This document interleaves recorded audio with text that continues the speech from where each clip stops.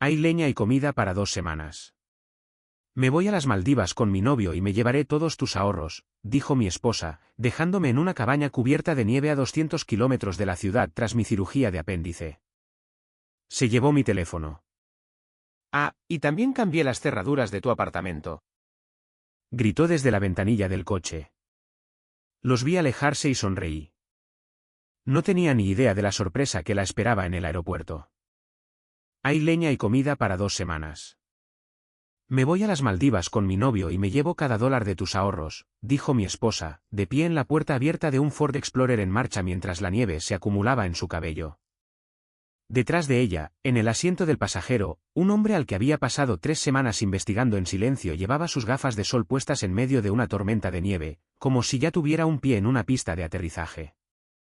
Ah, y cambié las cerraduras de tu apartamento. Meredith gritó por encima del viento, mientras la grava salpicaba bajo los neumáticos cuando se subía. No te molestes en intentar volver antes de que nos hayamos ido. Yo estaba en el porche de una cabaña a casi 200 kilómetros de Dallas, 12 días después de que me extirparan el apéndice, con una hilera de grapas quirúrgicas aún sanando bajo mi camisa, y vi sus luces traseras desaparecer entre la línea de árboles, y sonreí. Porque Meredith no tenía ni idea de lo que le esperaba en el aeropuerto internacional de Dallas-Fort Worth en 6 horas. Mi nombre es Alexander Whitfield.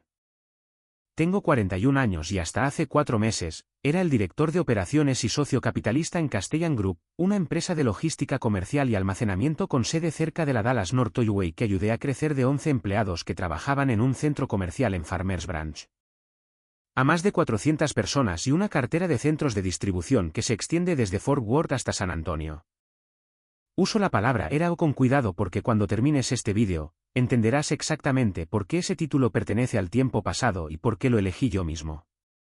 Conduzco un Tahoe de 5 años. Todavía me corto el pelo en la misma barbería en Lovers Lane a la que he ido desde la escuela de negocios. Y durante 11 años, creí que había construido una vida con la persona correcta. Estaba equivocado. Pero quiero dejar algo claro antes de continuar. Esta no es una historia sobre un hombre que fue destruido y se arrastró para lamerse las heridas. Esta es una historia sobre lo que sucede cuando subestimas a un hombre que ha tenido semanas para prepararse para el momento exacto que crees que es tu victoria. Antes de llevarte de vuelta a cómo comenzó esto, necesito que hagas algo por mí. Si historias como esta, del tipo en que el tipo tranquilo de la habitación resulta ser la persona más peligrosa en la mesa, son el tipo de cosas por las que vuelves, suscríbete ahora para no perderte la próxima. Deja un comentario y dime desde dónde estás viendo esta noche. Y si esta historia termina importándote de la manera que creo que lo hará, compártela con alguien que necesite escuchar que la paciencia es su propio tipo de arma. Ahora, volvamos a la cabaña. Meredith y yo nos conocimos en un encuentro de la Cámara Regional de Dallas en el Hotel Adolphus en el centro hace 11 años. Yo tenía 33 años en mi carrera en Castellan, todavía curtiéndome en operaciones antes de que la compañía despegara. Ella tenía 28, trabajaba en arrendamiento de bienes raíces comerciales para una firma en Uptown, aguda de una manera que hacía que cada habitación en la que entraba se reorganizara a su alrededor. Se rió de algo que dije sobre el software de hojas de cálculo. Se rió de verdad, no la media sonrisa educada que la mayoría de la gente le daba a mis chistes. Y pasé el resto de esa noche convencido de que había conocido a alguien que veía el mundo de la misma manera que yo. Nos casamos 18 meses después en una pequeña ceremonia en el arboreto de Dallas. Sus padres volaron desde Ohio. Mi madre lloró durante todo el evento porque mi padre no había vivido para verlo. Compramos una casa adosada en las M Streets, luego nos mudamos a un lugar cerca de Turtle Creek. Una vez que el crecimiento de Castellan comenzó a traducirse en números reales en mi cheque de pago, Meredith dejó de trabajar en arrendamientos unos 6 años después y decidió que quería centrarse en lo que ella llamaba construir nuestra vida. Y nunca lo cuestioné ni una vez porque confiaba en ella y porque trabajaba 80 horas a la semana tratando de llevar a Castellan de ser un jugador regional a algo más grande. Durante años, nuestra vida tuvo un ritmo que genuinamente amaba. Los domingos por la mañana significaban tacos de desayuno de un lugar en Lower Greenville y los programas previos al partido de los Cowboys sonando bajo de fondo mientras Meredith hacía el crucigrama y yo leía los informes de operaciones de la semana. Solía bromear conmigo por llevar trabajo a la mesa del desayuno y yo solía bromear con ella sobre lo competitiva que se ponía con las palabras de 7 letras. Fuimos de viaje a Napa para nuestro 5º aniversario, a Colorado para nuestro 8º. Y cada año, en el aniversario del día que nos conocimos en el Adolphus, dejaba una sola nota en mi escritorio en castellano que solo decía, todavía vale la pena. Lo cual, mirando hacia atrás ahora, se siente casi cruel en su ironía. Pero en ese momento, era el tipo de cosa pequeña y constante que hacía que una semana laboral de 80 horas se sintiera soportable. Mi madre la adoraba. Mi hermana Claire, 4 años menor que yo y viviendo en Houston con su propia familia, solía decir que Meredith era lo mejor que les había pasado a nuestros por lo demás poco notables hombres Whitfield. Yo me lo creí todo. Esa es la parte que la gente olvida preguntar cuando un matrimonio se desmorona en una historia como esta. Nadie quiere saber cómo era cuando era bueno, pero fue bueno durante mucho tiempo, que es exactamente lo que hizo que el desmoronamiento fuera tan difícil de ver venir.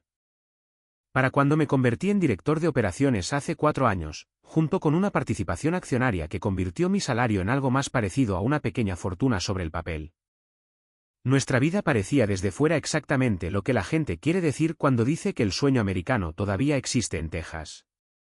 Una casa de 4 dormitorios en Preston Hollow. Una casa en el lago en Possum Kingdom que visitábamos quizás 4 veces al año. Una cabaña en las afueras de un pequeño pueblo llamado Winsboro en los bosques de pinos al este de Dallas que el padre de Meredith nos había dejado cuando falleció.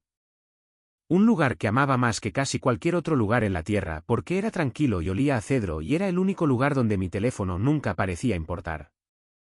Quiero que recuerdes esa cabaña. Importa mucho para lo que sucede después. La primera grieta en los cimientos apareció un martes por la mañana en septiembre, y apareció de la manera en que estas cosas siempre parecen hacerlo, en un lugar tan pequeño que casi no lo noté. Estaba revisando nuestro extracto bancario conjunto de Chase mientras tomaba un café, algo que hacía una vez al mes por costumbre más que por sospecha. Y encontré un cargo recurrente de $340 al mes a algo llamado Elevat Bealt Circle, un nombre que no reconocí, que se remontaba a 4 meses. Cuando le pregunté a Meredith al respecto esa noche, apenas levantó la vista de su teléfono. Es un programa de coaching, dijo. Cosas de desarrollo personal. No te interesaría.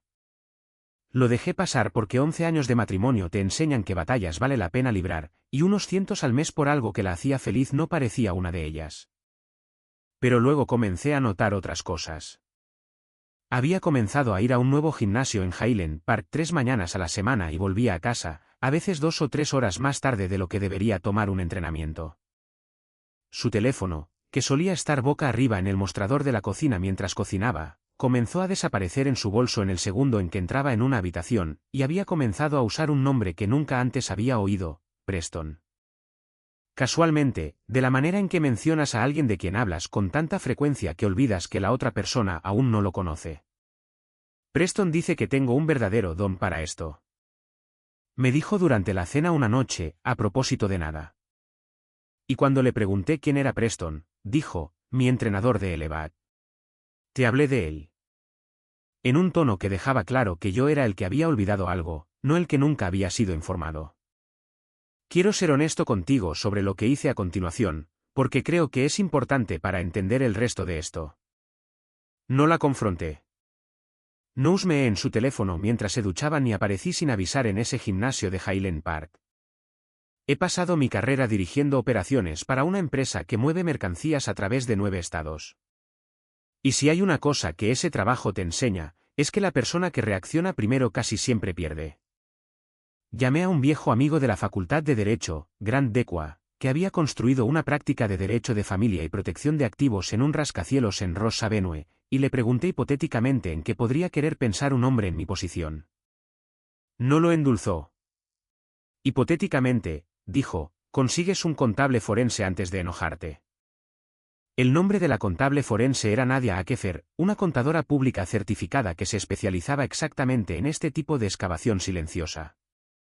Y la contraté la semana siguiente sin decir una palabra a Meredith.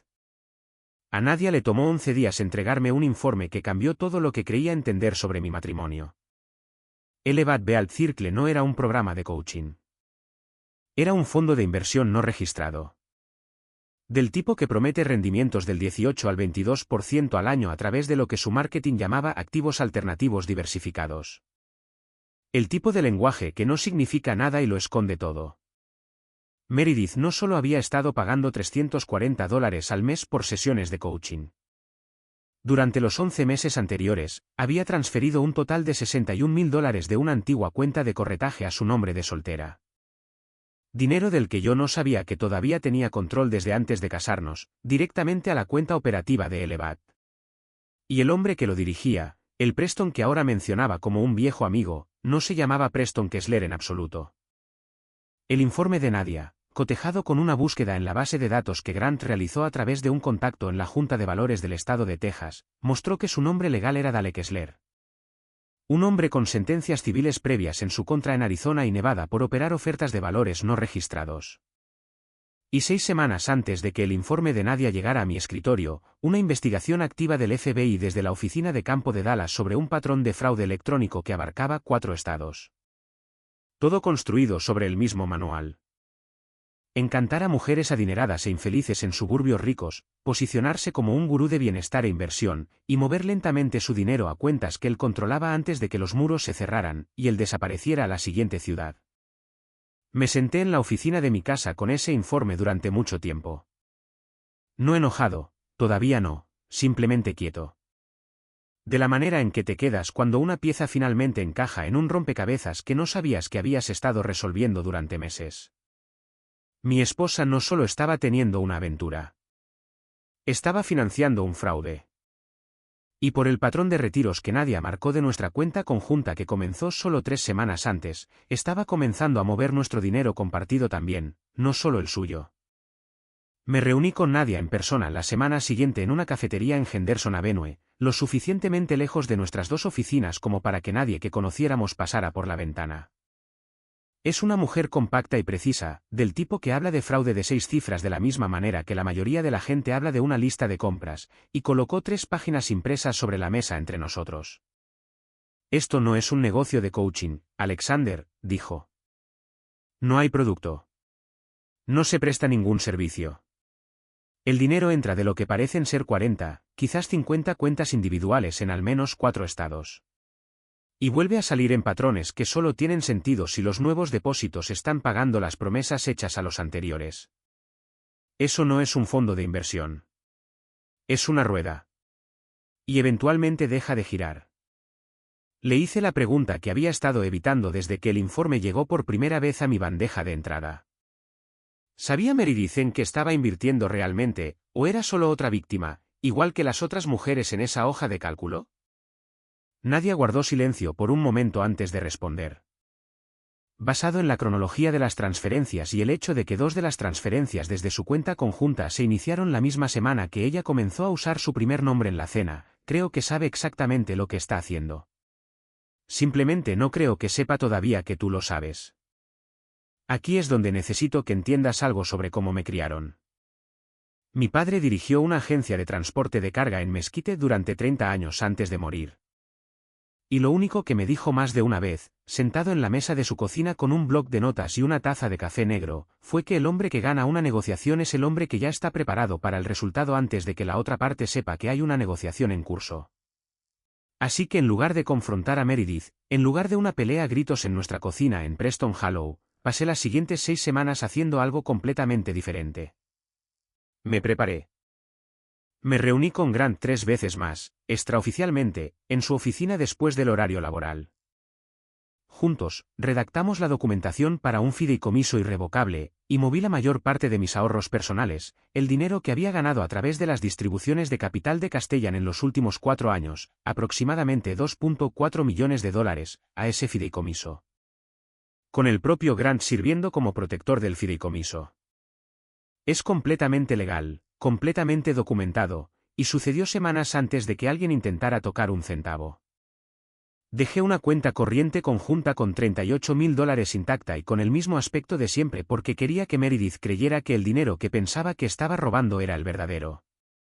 También fui a ver a Walter Bishop, el presidente de Castellan y el hombre que me había apadrinado desde que tenía 27 años, y le dije en confianza que tenía la intención de renunciar a mi puesto de director de operaciones y convertir mi participación accionaria restante en una compra estructurada, efectiva la primavera siguiente.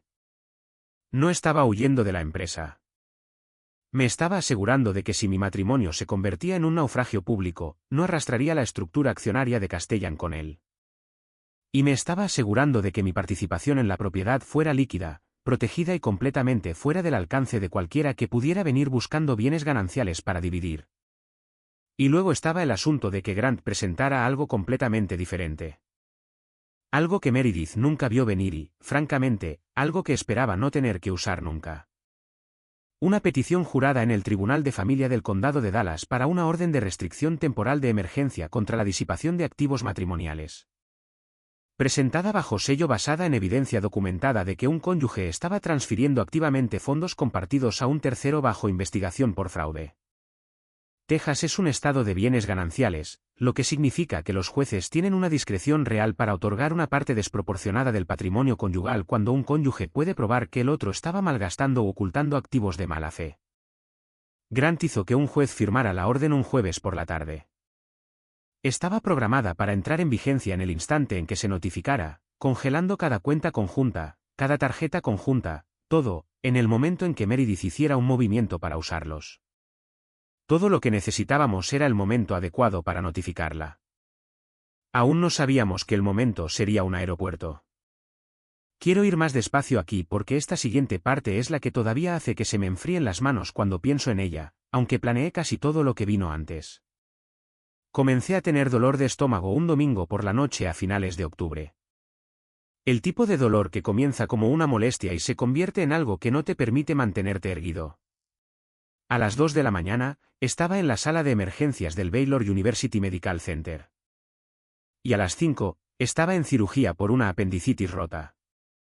Me desperté aturdido, engrapado, exhausto, y Meredith estaba allí sosteniendo mi mano, diciéndome lo asustada que había estado. Y durante una peligrosa hora, me permití creer que tal vez había interpretado toda la situación de manera equivocada. Luego, 2 días después, todavía recuperándome, todavía con analgésicos que suavizaban los bordes del mundo, sugirió la cabaña. Necesitas tranquilidad, dijo. Sin estrés, sin llamadas telefónicas de la oficina. Solo descanso. Te llevaré a Winnsboro por un par de semanas. Será bueno para ti. Acepté, en parte porque un cuerpo en recuperación no discute bien, y en parte porque encajaba en mis propios planes mejor de lo que ella podría haber sabido. Grant y Nadia sabían exactamente dónde estaría, y exactamente cuándo la orden de restricción temporal necesitaba estar lista para ser notificada. Estar fuera de casa, fuera de Dallas por completo, significaba que Meredith creería que tenía un campo libre para moverse en su propio cronograma, sin saber que su cronograma y el mío estaban a punto de colisionar. Lo que no planeé, lo que genuinamente me tomó por sorpresa, incluso después de todo lo que Nadia y Grant habían descubierto, fue la crueldad de lo que sucedió una vez que llegamos allí. Llegamos a la cabaña un martes. Un frente frío había pasado por el este de Texas esa semana, el tipo de helada dura y rara que deja caer 2 o 3 pulgadas de nieve sobre los bosques de pinos quizás una vez cada pocos inviernos. Y para el miércoles por la mañana, toda la propiedad estaba cubierta de blanco. El camino de grava de entrada y salida apenas era visible bajo los montones de nieve. Todavía me movía lentamente, todavía sensible alrededor de mi incisión, todavía dependiendo de Meredith para ayudarme a subir los escalones del porche. Fue casi tierna esa primera noche, trayéndome sopa que había calentado en la estufa de leña, arropándome con una manta extra mientras dormitaba en el sofá, y una pequeña parte tonta de mí se permitió disfrutarlo, incluso sabiendo lo que sabía. El miércoles, tomó una llamada afuera en el porche durante casi 40 minutos a pesar del frío. Y cuando regresó, sus mejillas estaban sonrojadas de una manera que el clima por sí solo no explicaba. El jueves por la mañana, me dijo que necesitaba ir a Winnsboro a por comestibles y analgésicos y estuvo fuera casi 5 horas para un viaje de ida y vuelta de 20 minutos. No hice preguntas. Ya sabía que las respuestas me llegarían por otros medios. Grant había enviado un mensaje de texto a mi unidad satelital la noche anterior. Una sola línea, las tarjetas mostraron actividad cerca de Winnsboro esta mañana. Mantén la posición. Comprendí, sentado en ese porche mirando la línea de árboles, que lo que sea que estuviera a punto de suceder ya había comenzado a moverse antes de que ella me dijera una palabra a la cara. El jueves por la tarde, un Ford Explorer que no reconocí subió por el camino. Y Dale Kessler, haciéndose llamar Preston, salió del asiento del conductor con gafas de sol en una tormenta de nieve como si estuviera posando para un folleto. Meredith salió de la cabaña detrás de mí llevando una bolsa de lona que no la había visto empacar.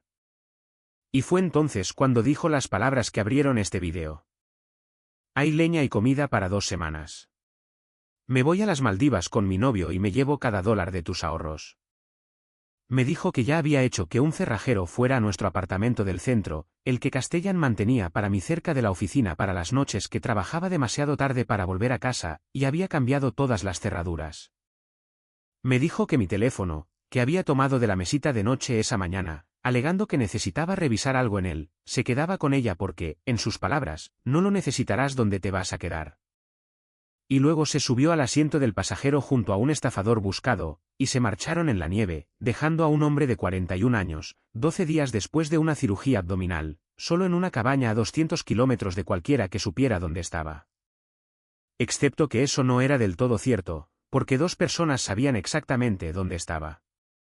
Me quedé en ese porche por un largo momento después de que el Explorer desapareciera, y sentí algo que no esperaba sentir, que era calma. No porque no estuviera furioso. Lo estaba, de una manera que se asentaba baja y constante en mi pecho en lugar de fuerte, sino porque todo lo que sucedía frente a mí era casi al día lo que Grant, Nadia y yo habíamos planeado desde que ese informe forense llegó a mi escritorio semanas antes.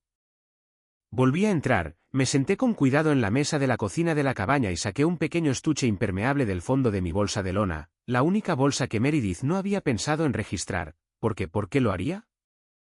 Dentro había un comunicador satelital Garmin InReach, del tipo que los cazadores y excursionistas llevan a lugares donde no llega el servicio celular, algo que había comprado años antes para la temporada de ciervos y nunca le había mencionado a nadie porque simplemente nunca había surgido. Envié 2 mensajes. El primero fue para Grant. Ha hecho su movimiento. Cabaña, sin vehículo, sin teléfono. Notifica la orden en el segundo en que se usen las tarjetas. El segundo fue para un hombre llamado Hank Doolan, un guardabosques retirado que había cuidado la propiedad de la cabaña para el padre de Meredith durante casi 20 años, y a quien había llamado discretamente 2 días antes, incluso antes de que nos fuéramos de Dallas. Solo para hacerle saber que estaríamos allí y para preguntarle si podía pasar el viernes a revisar la estufa de leña.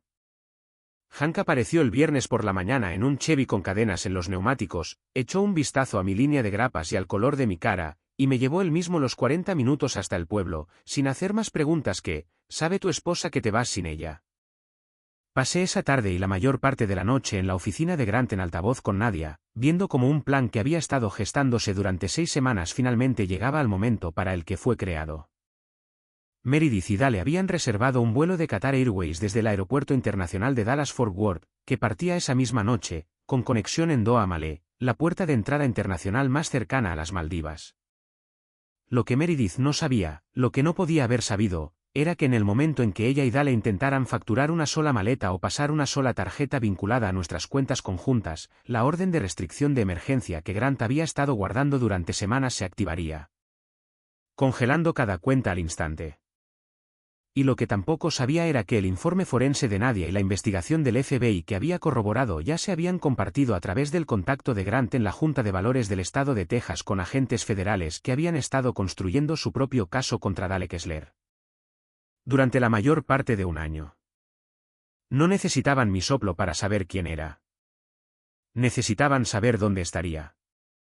Grant recibió la llamada de un notificador judicial del condado de Dallas un poco después de las 6 de esa noche. Meredith se había acercado al mostrador de Qatar Airways en la terminal del DFW, tarjeta de crédito en mano, y la vio ser rechazada. Luego una segunda tarjeta, luego una tercera. Mientras estaba allí, cada vez más en pánico, tratando de entender por qué cada cuenta a la que ella y Dale tenían acceso se había bloqueado en el mismo instante. 2 agentes del FBI de la oficina de campo de Dallas se acercaron al mostrador y le pidieron a Dale Kessler que se hiciera a un lado para una conversación. No corrió. No había a dónde correr. De pie en medio de una terminal internacional con una tarjeta de embarque en la mano y una orden de arresto esperándolo de 3 estados diferentes. Meredith, según Grant, quien obtuvo la mayor parte de esto de segunda mano del notificador judicial, quien le entregó tanto la petición de divorcio como la orden de restricción allí mismo en la terminal, se quedó congelada junto a su propio equipaje. Mientras los agentes federales se llevaban al hombre por el que me había dejado, viendo como un plan que pensó que había ejecutado a la perfección se derrumbaba en menos de 4 minutos. No fue arrestada esa noche. No había cometido un delito federal. Al menos no uno que los fiscales estuvieran interesados en perseguir directamente contra ella, aunque sus transferencias electrónicas a Elevat Bealt Circle durante los 11 meses anteriores terminarían convirtiéndose en evidencia clave en el caso contra Dale.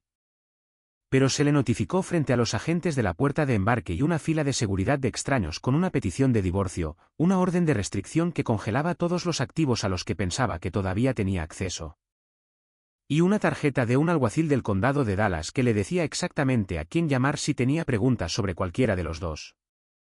Nunca llegó a Doha. Nunca pasó del control de seguridad en la terminal de quiero contarles lo que sucedió en los meses siguientes porque creo que importa tanto como el aeropuerto. El informe forense de Nadia se convirtió en fundamental tanto para el caso de fraude federal contra Dale Kessler, quien actualmente espera juicio y enfrenta cargos que podrían encerrarlo por cerca de 15 años dada la cantidad de víctimas en 4 estados, como para mi propio proceso de divorcio. Grant argumentó con éxito que la disipación documentada de activos matrimoniales por parte de Meredith en un fraude de inversión no registrado, combinada con su decisión de abandonar a un cónyuge que se recuperaba de una cirugía mayor en una propiedad remota y cubierta de nieve sin medios de comunicación ni transporte, constituía motivos más que suficientes para una división desproporcionada de nuestro patrimonio ganancial según la ley de Texas. El juez estuvo de acuerdo. Meredith se fue de 11 años de matrimonio con aproximadamente el 9% de lo que una división directa del 50 al 50 le habría dado. Ninguna reclamación sobre el fideicomiso que Grant había estructurado meses antes de que todo esto se hiciera público, y una factura legal de su propio abogado que, según personas que todavía me hablan de nuestro antiguo círculo social en Preston Hollow, le tomó la mayor parte de un año pagar.